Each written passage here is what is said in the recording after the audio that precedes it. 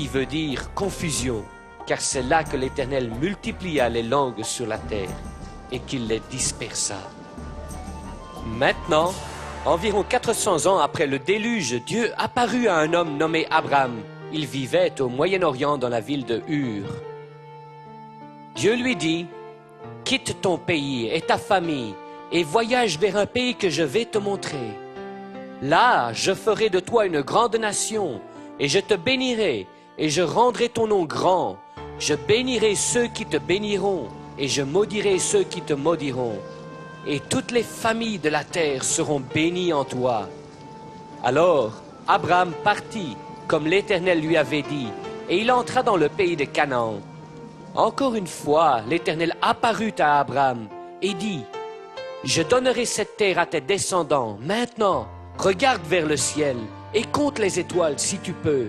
Telle sera ta descendance innombrable. » Même si Abraham et sa femme Sarai n'avaient pas d'enfants.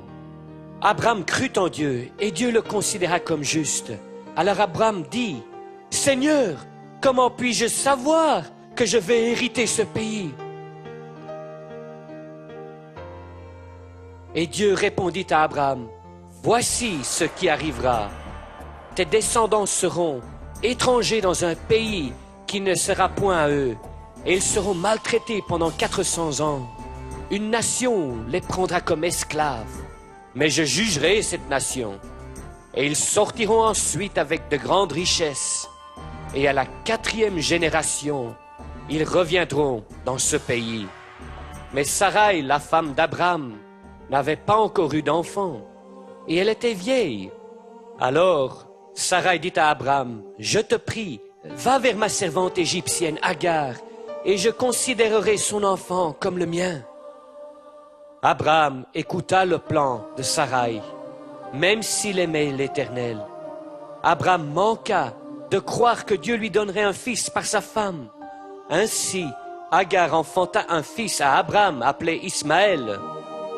13 ans plus tard, lorsqu'Abraham avait 99 ans, l'Éternel lui apparut encore et dit, « Je suis le Dieu Tout-Puissant, marche devant moi, je te donne un nouveau nom, Abraham, ce qui veut dire père d'une multitude, et Sarai sera appelée Sarah, qui veut dire princesse. Je bénirai Sarah, et je donnerai d'elle un fils, et elle deviendra la mère de plusieurs nations. » Alors Abraham supplia Dieu, « Oh, qu'Ismaël vive devant toi !» Et Dieu répondit, « À l'égard d'Ismaël, je t'ai exaucé. Voici, je le bénirai aussi, et je multiplierai grandement ses descendants, et je ferai de lui une grande nation. » Dieu accomplit sa promesse aux descendants d'Abraham et Ismaël par la nation arabe. Alors Dieu dit, « Mais avec le fils de Sarah et avec ses descendants après lui, j'établirai mon alliance qui est éternelle. » Après cela, Sarah enfanta le fils d'Abraham, qu'ils appelèrent Isaac. Comme Isaac avait grandi, Dieu mit la foi d'Abraham à l'épreuve. Dieu dit, « Abraham !» Et il répondit, « Oui, me voici. » Et Dieu dit, « Prends ton fils, ton unique, celui que tu aimes, et va-t'en au pays de Moria, et là, offre-le en sacrifice sur l'une des montagnes que je te montrerai. » Alors Abraham partit tôt le matin, prit son fils, comme Dieu lui